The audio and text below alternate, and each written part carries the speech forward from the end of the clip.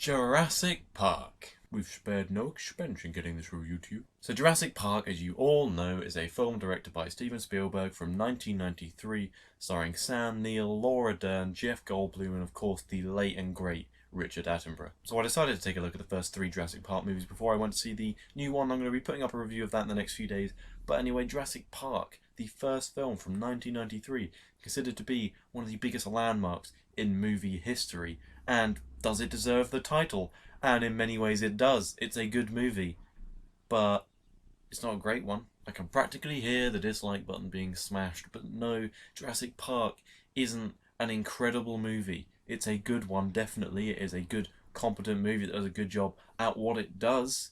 It knows what it is, which I appreciate, but it's not...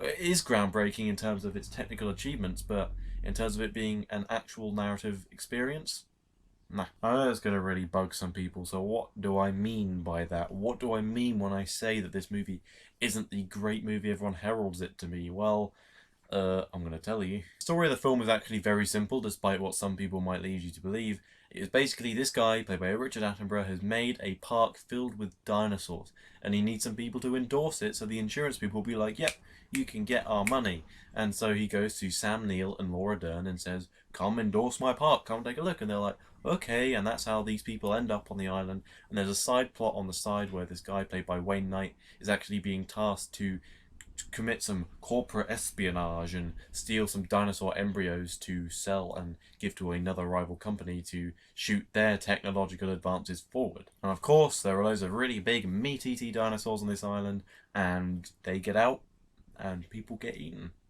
And that's the story.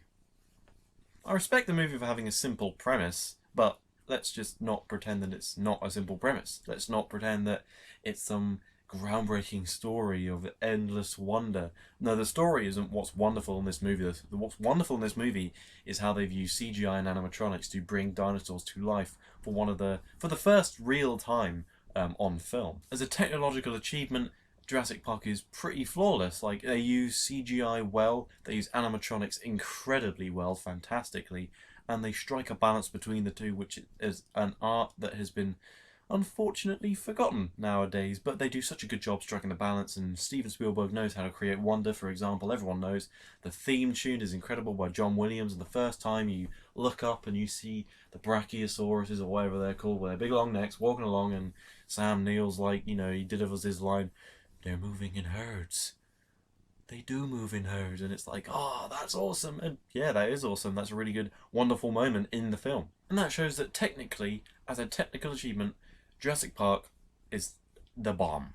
It is incredible. It does a so fantastic job of doing what it does in that regard. But there are other elements that aren't as up to snuff as people seem to think they are. Beyond creating dinosaurs and creating this sense of wonder, the rest of the film is relatively good / okay. For example, the characters, probably one of the weakest parts of the film in my opinion.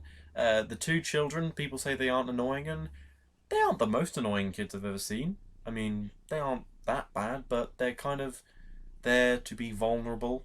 They're just there to be vulnerable and to be the things that need to be protected. It's like an escort mission, but yeah, that's being a little bit mean. But Sam Neill is stuck with these kids for the movie, and this whole side sort of character development part is that he starts off not liking kids, sticks with the movie kids, has to try and save them, ends up liking kids. Oh, brilliant. And I guess that's meant to be character development, and it's okay, I guess. It's not bad, but it's not, you know, it's not 10 out of 10 greatness. Laura Dern in this movie, I mean, she kind of mumbles all of her lines. She's actually kind of annoying. She gave me this sort of Jennifer Lawrence, she has sort of Jennifer Lawrence-like mannerisms, I found. But that might just be me. It's probably just me. That's not to say I hate Jennifer Lawrence. I like Jennifer Lawrence. I just don't like Laura Dern.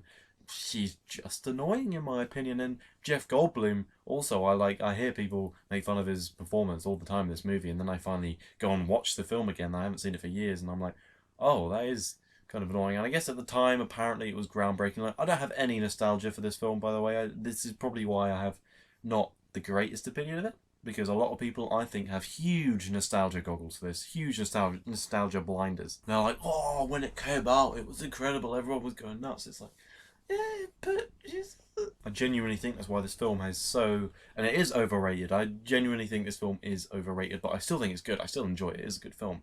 But It's not 10 out of 10 greatness, again. As I said, it's not the best. It's not incredible. It's definitely not Steven Spielberg's best work by any means. I mean, people that are saying this is better than Jaws, go away, please. Apparently Jeff Goldblum's character was a bit of the idea of putting in the middle of a sentence. Whoa, incredible.